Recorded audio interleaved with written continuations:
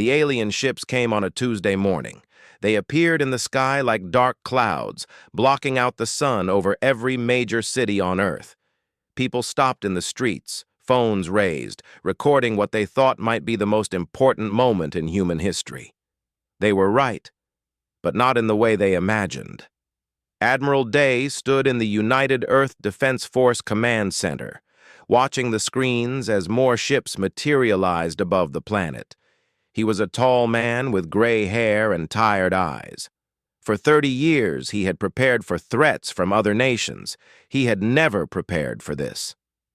The message came through every radio, television, and computer on Earth at the same time. The voice was cold and mechanical, translated into every human language simultaneously. The Galactic Imperium offered Earth a choice: surrender all natural resources and become a servant world, or be destroyed. They gave humanity 24 hours to decide. The world leaders gathered in emergency sessions. Some wanted to negotiate, some wanted to fight, some wanted to surrender immediately. Admiral Day listened to them argue for 18 hours before he made his recommendation. Earth would fight. Not because they could win, but because slavery was not an option he could accept. The war began 6 hours after Earth's refusal.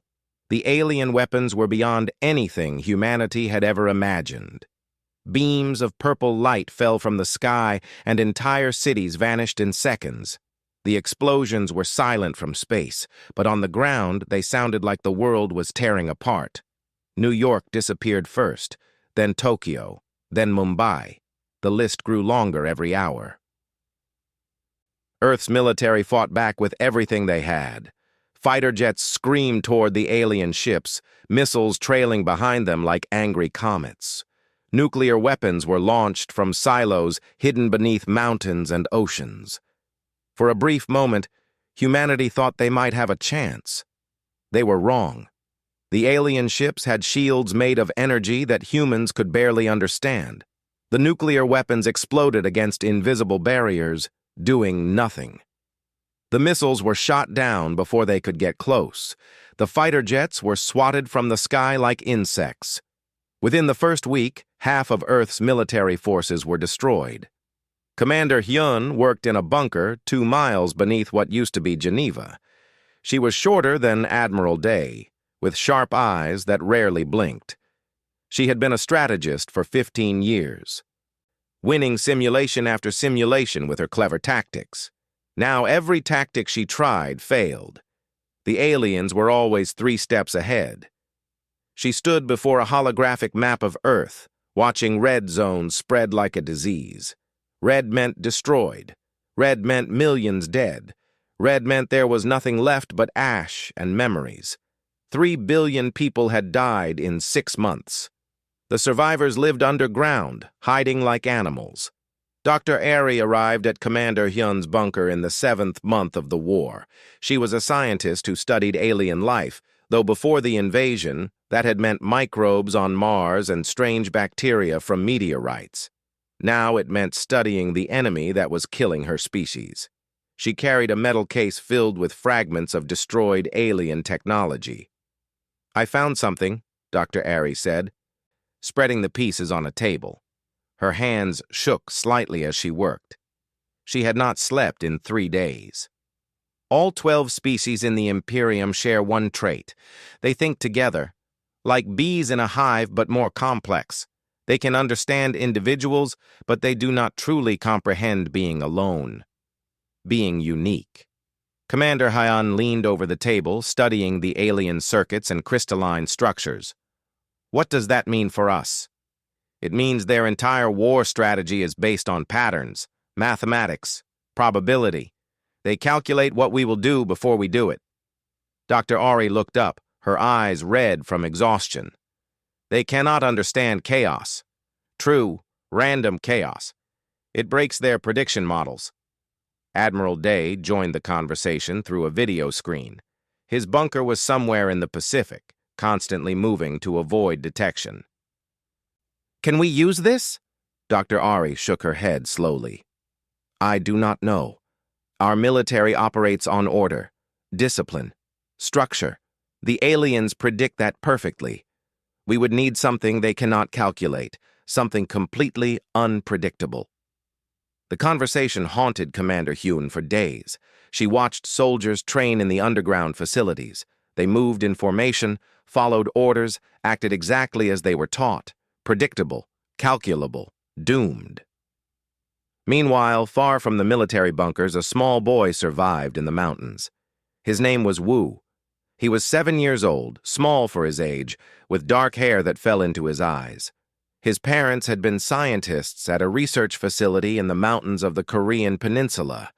They died when an alien patrol found the facility. Wu survived by hiding in a ventilation shaft, crying silently while his world ended. He was not alone. With him was Bora, a honey badger his mother had been studying. Honey badgers were known for two things: thick skin that could stop bee stings and snake bites, and absolutely no sense of fear. Bora had escaped her enclosure during the attack. She found Wu in the ventilation shaft and, for reasons only a honey badger could understand, decided to stay with him. For 3 months, Wu and Bora lived in the ruins of the research facility. The boy survived on canned food from the emergency supplies. Bora ate whatever she could catch, which included several alien scout drones that made the mistake of getting too close. The honey badger's teeth could crush their metal shells. The aliens learned to avoid that particular section of mountains. Wu did not know about strategy or tactics. He was 7. He played games to keep from being sad. He played hide-and-seek with himself, pretending Bora was seeking him. He drew pictures on the walls with colored markers he found. He sang songs his mother had taught him, even though his voice echoed in the empty halls. The alien patrols came 17 times. Each time they should have found the boy and the animal. Their sensors were designed to detect any life form larger than a rat. But each time, they left without finding anything. The first time, Wu had been singing loudly in a closet. The aliens scanned right past him because their sensors were set to find humans trying to hide quietly. The second time, Bora attacked their lead scout, and the entire patrol retreated rather than risk damage to expensive equipment over one animal.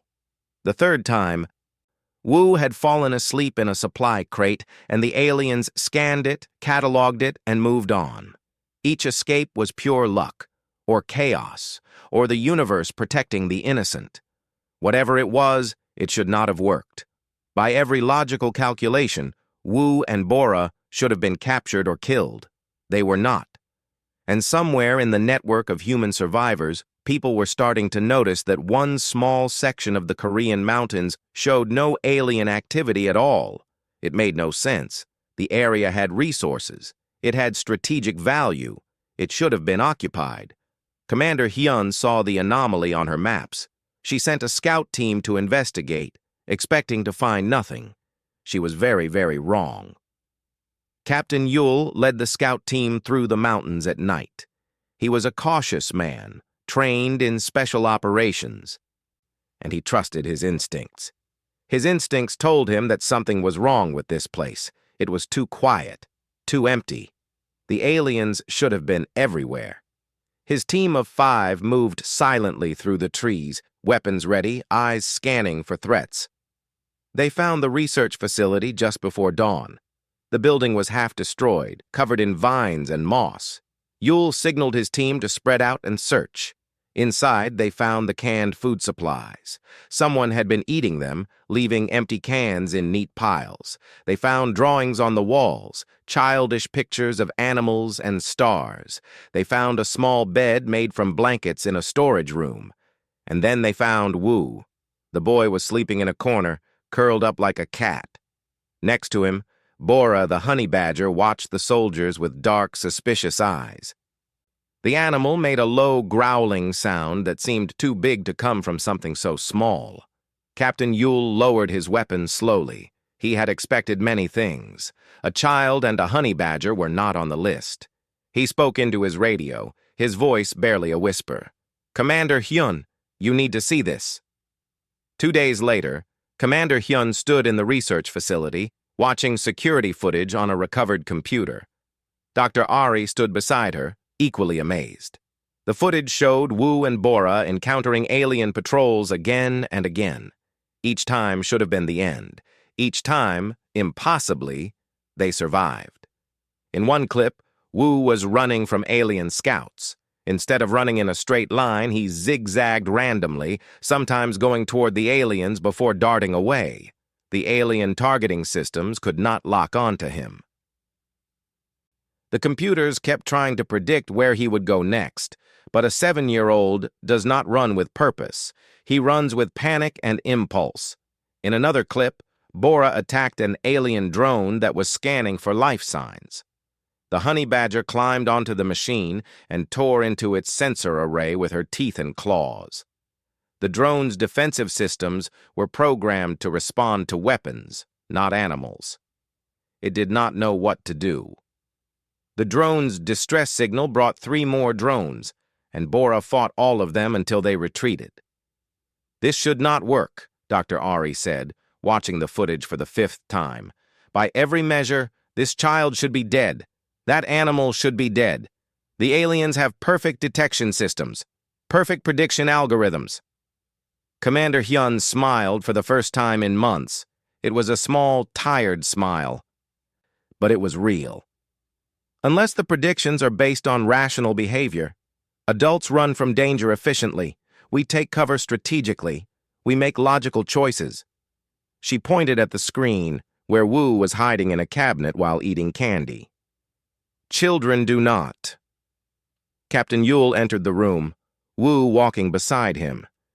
The boy held Bora in his arms, though the honey badger looked like she would rather be anywhere else. Wu looked at the adults with wide, curious eyes. He was not afraid. He had survived 3 months alone. These people had guns and kind faces. That was better than aliens. "Are you here to help?" Wu asked. His voice was small but clear. Commander Hyun knelt down to his level.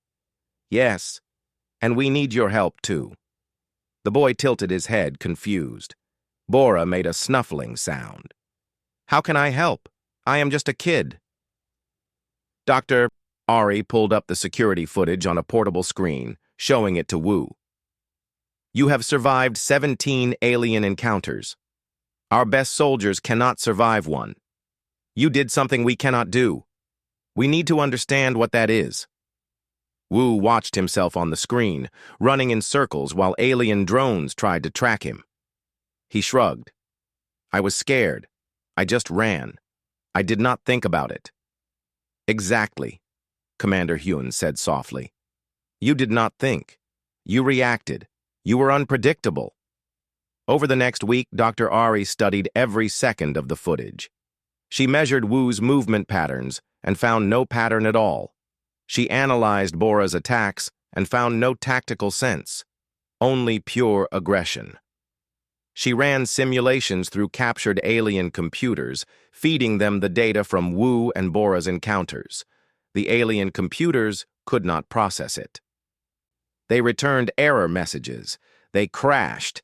They calculated probability matrices that made no sense. One alien analysis system determined that Wu had a 98% chance of being captured in his first encounter. When shown that he survived 17 encounters, the system concluded the data must be false. Admiral Day arrived at the facility in person, traveling in secret from his mobile bunker. He looked older than Commander Hyun remembered. The war had aged everyone. He watched Wu play with Bora in the courtyard outside the facility. The boy was making the honey badger chase him, laughing when she caught him and knocked him down gently.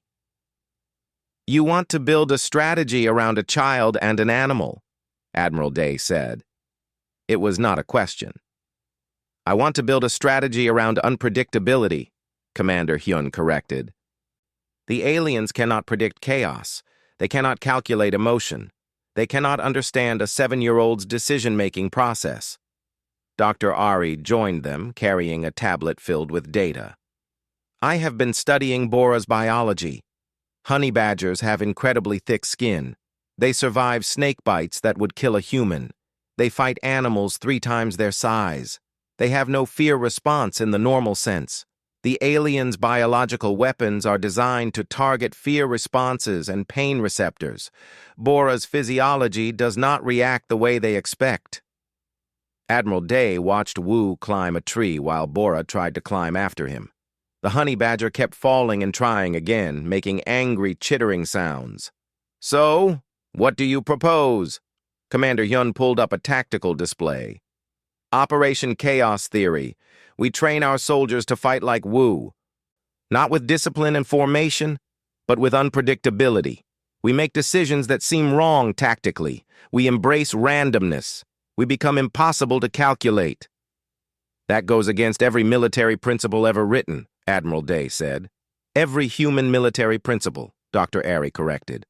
"The aliens follow different rules based on mathematics and probability. We need to break their mathematics." Admiral Day was quiet for a long time. He watched Wu successfully climb the tree, then immediately climb down for no apparent reason. He watched Bora give up on climbing and instead dig a hole in the ground for no purpose. It was chaos. It was illogical. It was the opposite of everything he had learned in 40 years of military service. "If we do this, we need the boys' cooperation," Admiral Day finally said. Commander Hyun called Wu over. The boy ran to them, Bora waddling behind him. He looked up at Admiral Day with curious eyes. The Admiral knelt down, just as Commander Hyun had done. "Wu, we are fighting the aliens who hurt your family. We are losing, but we think you can help us win. We think your way of surviving can teach our soldiers how to fight. Will you help us?" The boy thought about this very seriously, his face scrunched up in concentration. Bora sniffed Admiral Day's boots suspiciously. Finally, Wu nodded. "Will it stop the bad aliens from hurting more people?" "We hope so," Admiral Day said honestly. "Then I will help." Wu paused, then added, "Bora will help too, but she does not like being told what to do." Admiral Day looked at the honey badger, who was now trying to bite his bootlaces. "I can see that." The plan began to form. They had 30 days before the Imperium launched their final extermination wave. 30 days to teach humanity's finest soldiers to think like a child and fight like a honey badger. 30 days to weaponize chaos itself. It seemed impossible. But then again, a 7-year-old and a honey badger had survived 3 months alone against an alien invasion. Impossible seemed to be working out pretty well. The military bunker became a very strange place.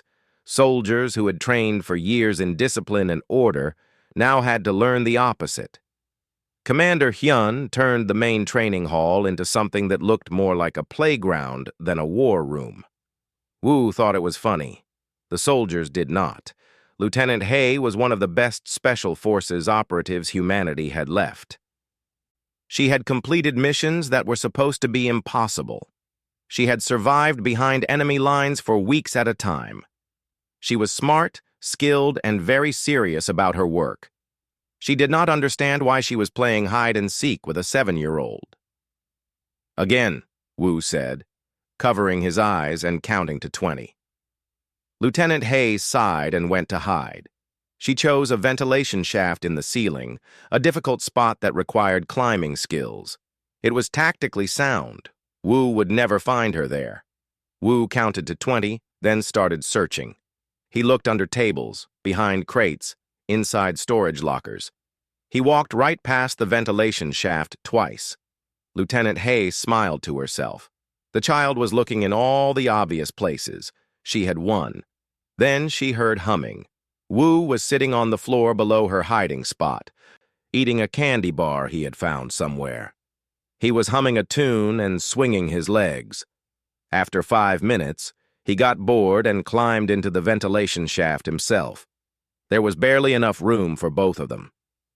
"Found you," Wu said cheerfully. Lieutenant Hay stared at him. "How? You walked past me twice. You were not even looking anymore." "I got bored looking," Wu explained. "So I decided to eat candy. Then I thought the shaft looked fun to climb in.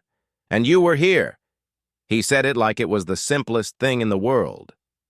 That night, Lieutenant Hay reported to Commander Hyun. "I do not understand how this helps us fight aliens." Commander Hyun pulled up a holographic display. It showed alien tactical predictions for various scenarios. The aliens predicted you would hide in that shaft. It is the tactically superior position. They predicted Wu would search systematically, the way any intelligent being would search. He did not. He got distracted by candy and curiosity. Their prediction failed. "So we are supposed to get distracted by candy during combat?" Lieutenant Hai asked, not hiding her skepticism. "No," Dr. Ari said, joining the conversation. "You are supposed to make choices that are tactically questionable but unpredictable. The aliens will predict you hiding in the best position. So hide in the second best position. They will predict you advancing when you have an advantage. So retreat. Then advance again from a different angle. Break the pattern." The training continued. Soldiers learned to zigzag when running instead of moving efficiently. They learned to check the same hiding spot twice, which seemed wasteful until they realized the aliens would calculate that humans would not check twice. They learned to make noise when they should be silent, and be silent when noise would be tactically better. Wu did not train them directly. He just played. But every game taught a lesson. Tag taught them to change direction randomly. Simon Says taught them to follow commands without thinking about whether the commands made sense. Red light, green light taught them to move in bursts rather than steady advances. Meanwhile, Dr. Ari worked with Bora. The honey badger was less cooperative than Wu. She bit 2 scientists and destroyed 3 pieces of expensive equipment. But Dr. Ari learned valuable information. Bora's skin was thick enough to resist most of the alien bioweapons. Her aggression triggered defense errors in alien systems designed for more cautious creatures. More importantly, Dr. Ari discovered something in Bora's scent. The honey badger produced pheromones that marked her as a threat to the alien bioscanners, but the level of threat kept changing based on Bora's mood. When she was calm, the scanners rated her as a minor concern. When she was angry, which was most of the time, the scanners could not calculate a consistent threat level. The readings jumped from negligible to extreme and back again. "It is like she is invisible and a massive threat at the same time," Dr. Ari explained to Admiral Day. "The alien systems cannot handle the contradiction. They freeze or ignore her entirely." Admiral Day looked at Bora, who was currently trying to open a locked cabinet by biting it. "Can we replicate that effect?" "I believe so. We can create signal jammers based on her pheromone patterns. They will not make our soldiers invisible, but they will make the alien targeting systems hesitate. A hesitation of 2 seconds could mean the difference between life and death." The first field test came in week 3. An alien harvesting fleet landed near the bunker to collect mineral resources. They brought 3 massive ships and 24 security drones. It should have been a simple operation for them. Commander Hyun selected 12 soldiers for the raid. Lieutenant Hai led the team. Wu wanted to come, and after much argument, they agreed. Bora came too because trying to keep her behind would have required sedation, and no one wanted to sedate a honey badger. The team approached the harvest site in the middle of the day, which was wrong. Raids should happen at night. They wore armor painted in bright colors, which was wrong. Camouflage should be dark and blend in. They were playing music through speakers, which was very wrong. Stealth should be silent. The alien security drones detected them immediately. Their targeting systems activated, calculating firing solutions. Then the calculations started producing errors. The humans were approaching from the least tactically sound direction. Their armor made them visible, but the colors were so random that pattern recognition software could not classify them. The music was analyzed as a possible sonic weapon, then dismissed, then analyzed again. While the drones hesitated, Lieutenant Hay and her team attacked. They did not focus fire on one target like they were trained. Instead, each soldier shot at different drones. some shooting twice at the same drone, while others moved to new targets halfway through. It was chaotic and inefficient. It worked perfectly. 3 drones went down in the first 30 seconds. The remaining drones tried to adjust their predictions, but the humans kept changing tactics. One soldier ran directly at a drone, screaming. The drone calculated this as a suicide attack and diverted power to shields. The soldier stopped 10 meters away and threw a grenade instead. Bora went straight for the largest harvesting ship. The alien crew saw her coming and activated their security barrier. The barrier was designed to stop armed intruders. It did not stop a 20-pound animal that squeezed through a gap meant for coolant pipes. Bora got inside and started destroying everything she could reach. The aliens panicked. This was not in their tactical databases. A small Earth creature was dismantling their ship from the inside, and their internal defenses could not target her without damaging their own systems. They tried to flood the section with knockout gas. Bora got sleepy, but also very angry. An angry, sleepy honey badger was somehow worse than an alert one. Wu rode on Lieutenant Ha's back during the battle, giving suggestions. "That ship looks scared. Attack the scared one." His logic made no sense. Ships could not be scared. But when they focused fire on the ship he pointed at, it turned out to be the command vessel. The other ships lost coordination when it was damaged. The raid lasted 11 minutes. The humans destroyed 3 harvesting ships and captured 2 alien intelligence cores. They lost no soldiers. Bora was recovered from inside the main ship, covered in alien fluids and looking very pleased with herself. The alien survivors retreated in confusion. Back at the bunker, Dr. Ari analyzed the captured intelligence cores. What she found made her hands shake. The cores contained tactical data, fleet movements, and the location of the Imperium's central command, the Terminus Array. The Terminus Array was a massive dreadnought that coordinated every alien ship in the invasion fleet. It used quantum-entangled communication to send orders faster than light. Destroy the array, and the entire fleet would lose coordination. The alien ships would become confused, unable to work together effectively. Commander Hyun brought the data to Admiral Day. They studied it together in silence. The array was defended by over 1,000 ships. It had shields that could adapt to any detected weapon. It was, by every military standard, an impossible target. "How many fighters do we have left?" Admiral Day asked. 37 that are functional," Commander Hyun replied. "Barely enough for 1 squadron." Admiral Day looked at the tactical display showing the Terminus Array. Then he looked at another display showing Wu teaching soldiers to play a game called Duck, Duck, Goose. The connection between the 2 images seemed impossible. But then again, everything about the past 3 weeks had seemed impossible. "We attack in 7 days," Admiral Day said. "Assemble every pilot we have left. They are going to learn to fly like a child plays." Commander Hyun nodded. She had known this moment would come. 37 fighters against 1,000 alien ships. A 7-year-old boy and a honey badger against the most powerful empire in the galaxy. The mathematics said they would fail.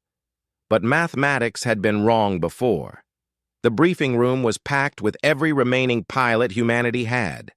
37 men and women who had survived impossible odds. They looked at the tactical display showing the Terminus Array and its 1,000 defending ships.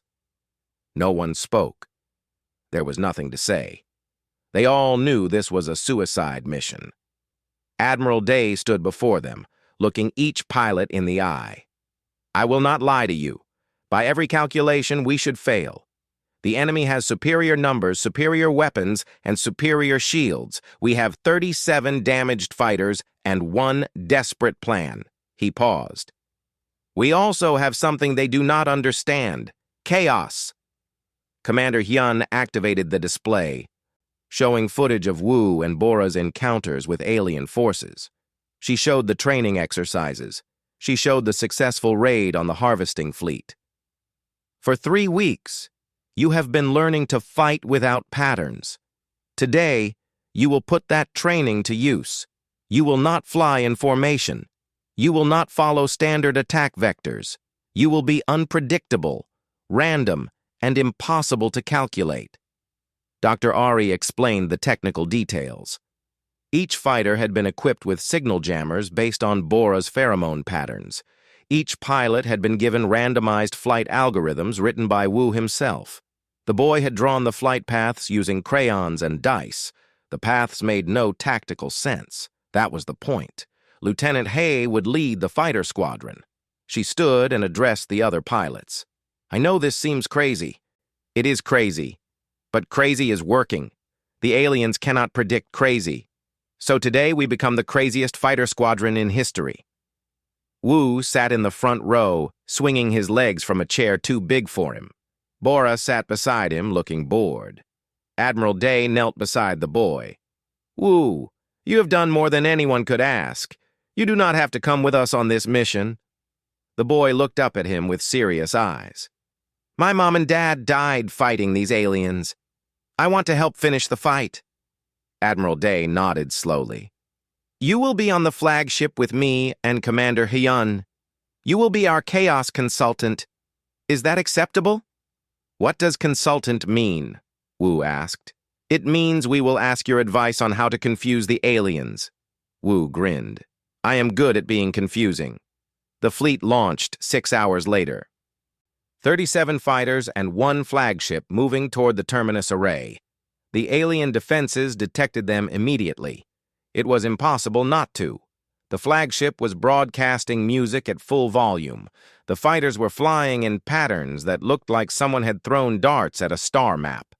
The alien fleet moved to intercept, forming perfect defensive formations. Their tactical computers calculated interception points, predicted attack vectors, and prepared countermeasures. Every calculation was wrong. The human fighters spiraled in patterns that changed every few seconds. Some fighters accelerated when they should have slowed down. Others retreated while their wingmen advanced. 2 fighters were playing what appeared to be a game of chicken with each other, forcing alien interceptors to move out of their way. The aliens' targeting computers tried to lock on and failed. The targets were moving too erratically. On the flagship, Wu watched the tactical display with wide eyes. Commander Hyun stood beside him, monitoring the battle. Admiral Day commanded from the captain's chair. The boy pointed at the display. The big ships are moving into a circle. That looks like they are trying to trap us. Commander Hyun confirmed his observation. The alien fleet was indeed forming an encirclement. Standard tactics would suggest breaking through at the weakest point. Wu, what would you do if someone tried to trap you in a circle? The boy thought about it. I would pretend to run away, then go back when they are not looking. Admiral Day smiled. All fighters? Execute retreat pattern. Broadcast surrender signals. The order went out. Every pilot knew it was fake, but they made it look real. The fighters turned away from the terminus array, engines glowing as if trying to escape. The alien fleet stopped closing the circle. Their tactical computers analyzed the retreat. Probability of genuine retreat, 72%. They began moving to cut off escape routes, following standard pursuit protocols. That was the moment Lieutenant Hay and her squadron reversed course. The fighters spun around and accelerated directly at the terminus array, passing through the gaps left in the alien formation. The alien ships tried to compensate, but they were out of position. Their perfect formation had become a scattered mess. The human fighters opened fire on the array's shields. The massive defensive barrier glowed as it absorbed the attacks. The shields were adapting, analyzing the weapons and adjusting. In 30 seconds, they would be completely immune to human weapons. We need to disrupt the shields before they adapt, Dr. Ari said urgently.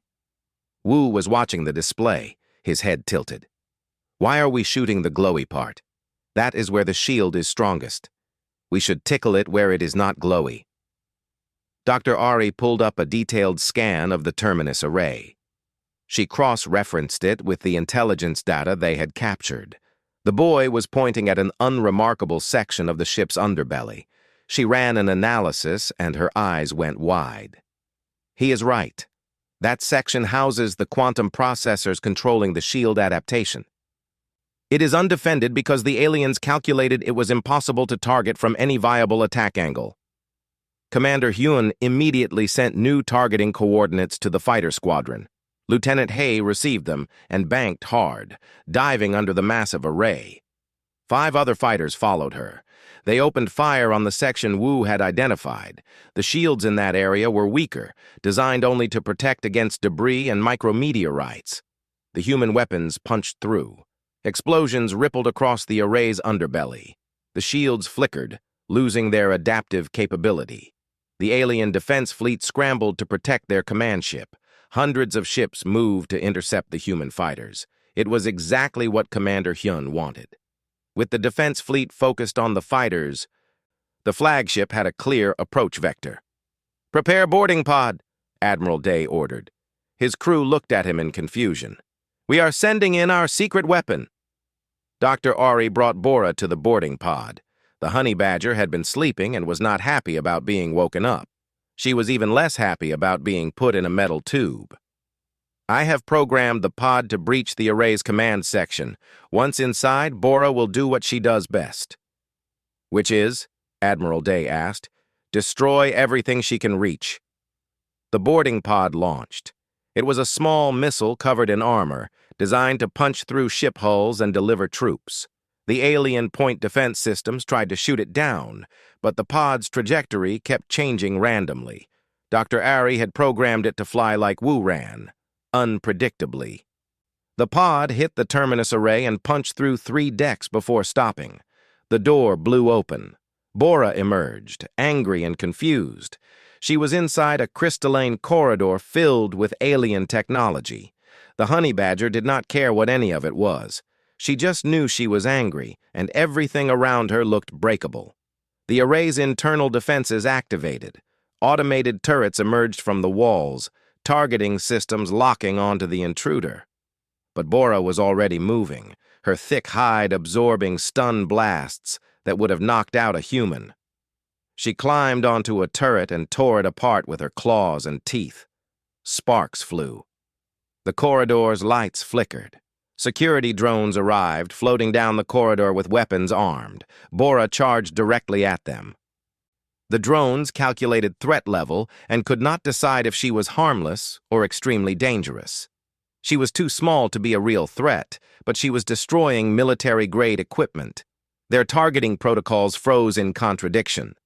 While the drones hesitated, Bora tore into their sensor arrays. She bit through power cables. She knocked them against walls until they stopped functioning. She was a hurricane of fur and fury, and the alien defenses had no protocols for dealing with her. On the flagship, Dr. Ari monitored Bora's rampage through the security feeds. The honey badger had reached the quantum processors. She was currently chewing through a crystalline data conduit that probably cost more than a small city. "The shields are destabilizing," Dr. Ari reported. "Bora is creating cascade failures throughout their primary systems." The terminus array's shields began flickering wildly. Human fighters pressed their attack, targeting the weakened sections. Explosions bloomed across the massive ship's hull. The alien defense fleet tried to respond, but they were scattered and disorganized. Still, the humans were losing. For every alien ship destroyed, 3 human fighters were shot down. 29 fighters remained, then 22, then 17. The mathematics were unavoidable. They would run out of ships before they could destroy the array. Admiral Day watched the battle display, counting the losses. Each red icon was a pilot he had trained. Each loss was a person who had trusted him to lead them. He made a decision. "Flagship will ram the array's command deck. All fighters, break off and return to Earth." Commander Hyun spun to face him. "Admiral, no! There must be another way." "There is not. This is the only path to victory." He began giving orders to his crew, preparing for the final approach.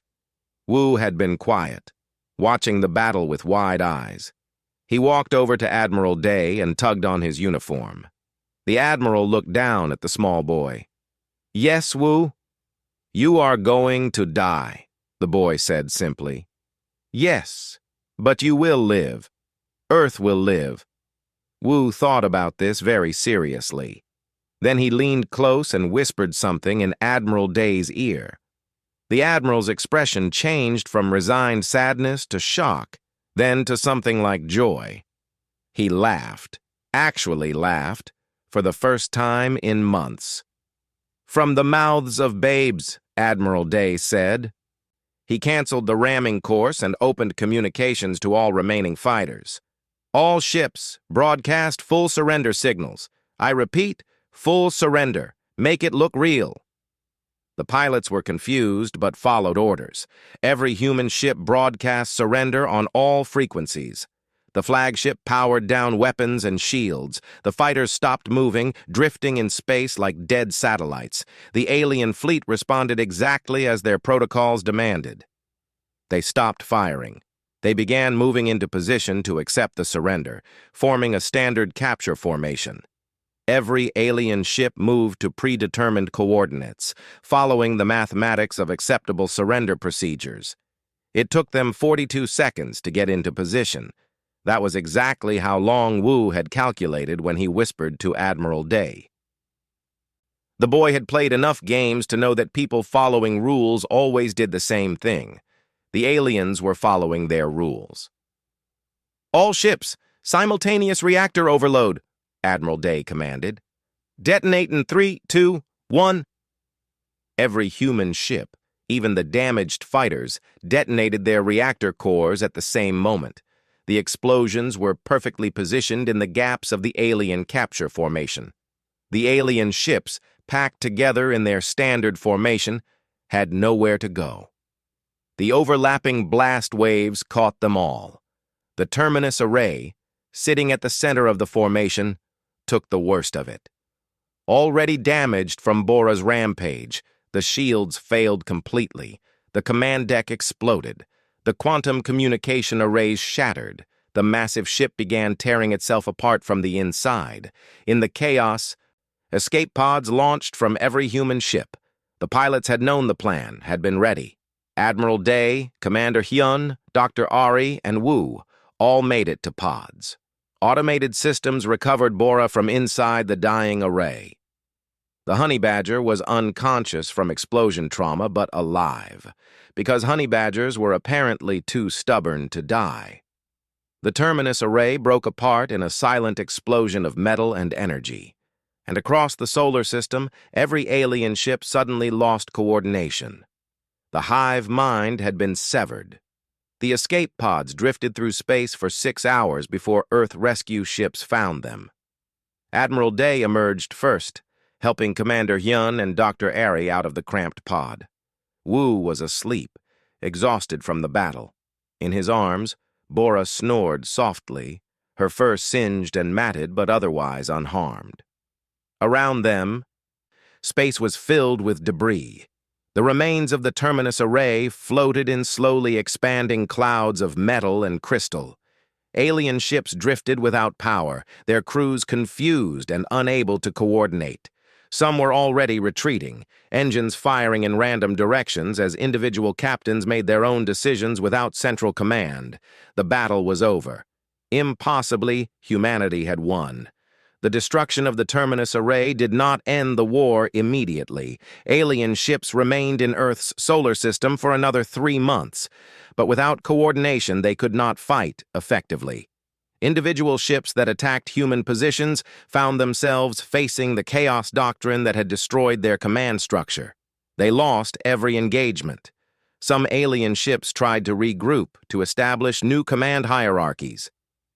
But they had spent centuries relying on the central coordination of the array. They had forgotten how to make individual tactical decisions. More importantly, they had no defense against unpredictability.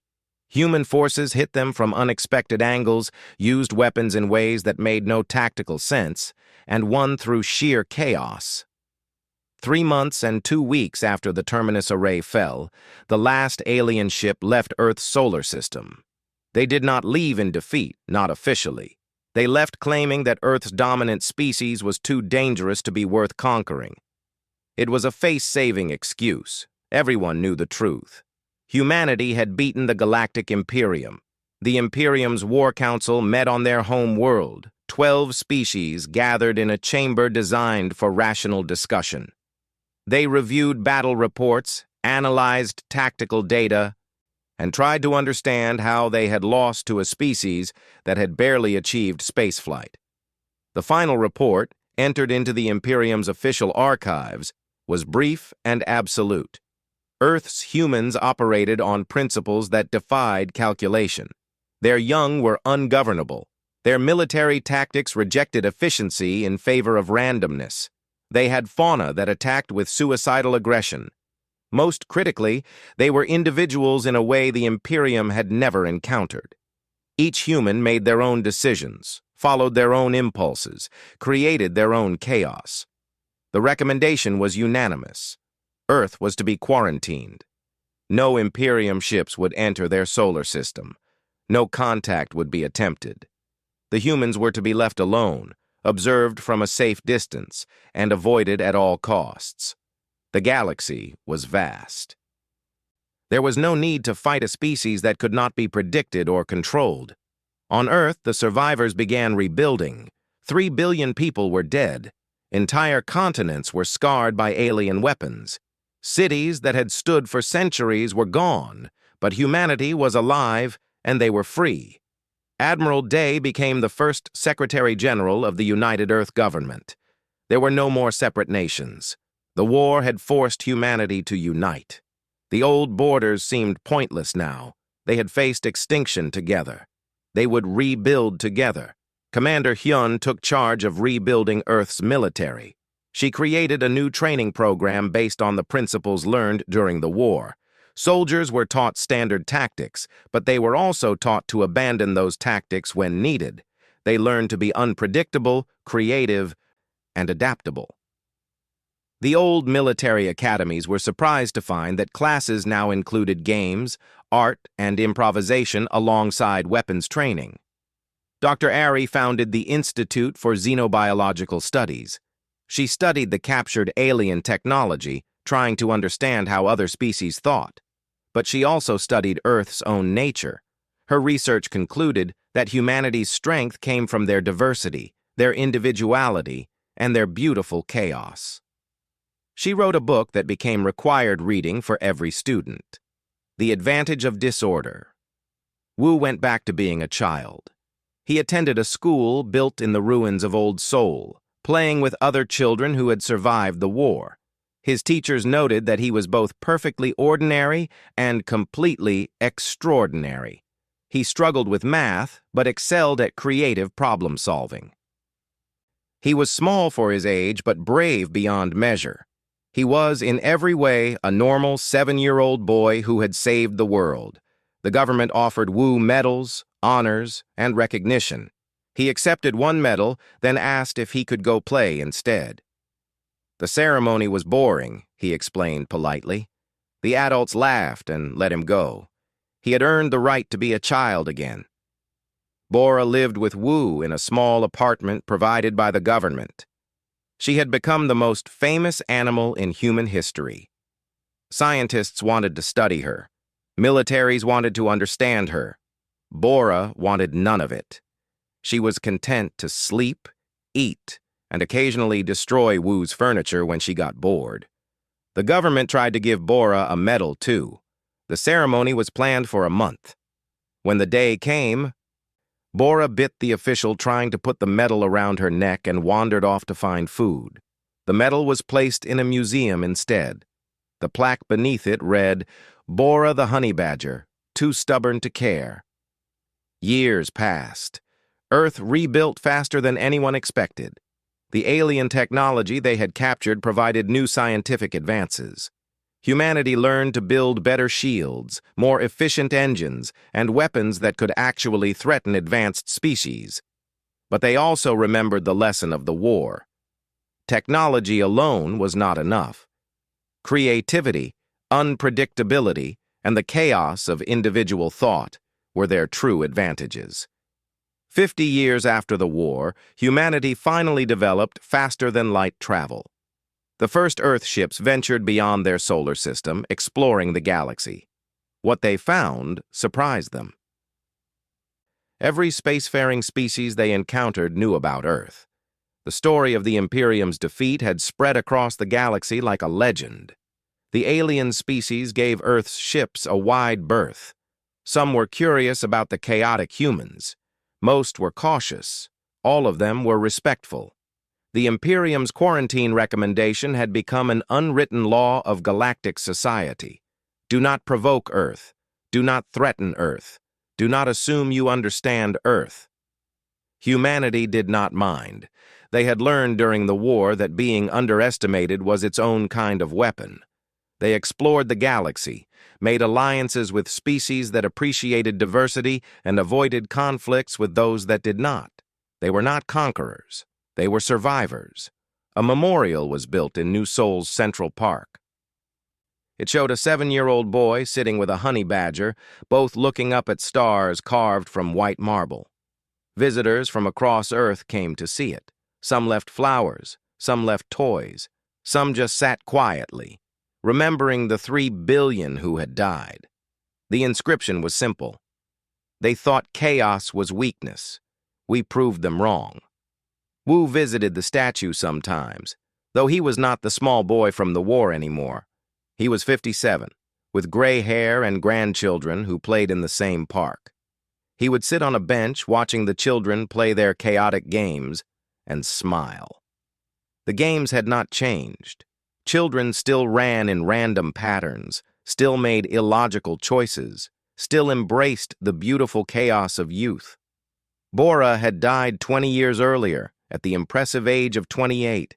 She was buried in the memorial park, beneath a marker that read, "The fiercest warrior Earth ever knew." Wu still missed her. He missed the way she would wake him up by biting his toes. He missed her fearless attitude toward everything. He missed having a friend who never worried about consequences. Sometimes young people would recognize Wu and ask him about the war. He would tell them the truth. He had been terrified the entire time. He had not been brave or heroic. He had just been a scared child trying to survive. The heroism, he insisted, belonged to people like Admiral Day and Lieutenant Hay. He had just played games and gotten lucky. The young people never believed him. How could they? The man who had saved humanity was sitting on a park bench, feeding pigeons and smiling at playing children. It did not fit their image of a hero. But Wu knew something they did not. Heroism was not about being fearless or strong. It was about being yourself, completely and honestly, even when the universe told you to be something else. It was about a 7-year-old boy who played when he was supposed to fight. It was about a honey badger who refused to calculate odds. It was about humans being chaotic, unpredictable, stubborn, and alive. In the galaxy beyond Earth, the Imperium still existed. They still commanded vast fleets and controlled hundreds of worlds, but they never came back to Earth's solar system. The quarantine held. Once, an ambitious Imperium admiral proposed a new invasion plan. He claimed they had developed new prediction algorithms that could counter human unpredictability. The War Council listened to his presentation for exactly 12 minutes before shutting it down. "You want to invade a world where children play with honey badgers," one council member said, "where a 7-year-old destroyed our greatest warship, where chaos itself is a weapon." The admiral tried to argue. The council stopped him with a single question. "Can you predict what they will do?" The admiral could not answer. No one could. That was the entire point. Earth remained free. Humanity remained chaotic. And somewhere in a small apartment in New Seoul, a great-grandchild of Wu's played with a new honey badger named Bora II, while the child's parents watched nervously and wondered if adopting another honey badger was a good idea. It probably was not, but humanity had never let bad ideas stop them before. And somehow, against all mathematical probability, that approach kept working out. The universe was vast, filled with species far older and more advanced than humanity. But humans had something those species lacked.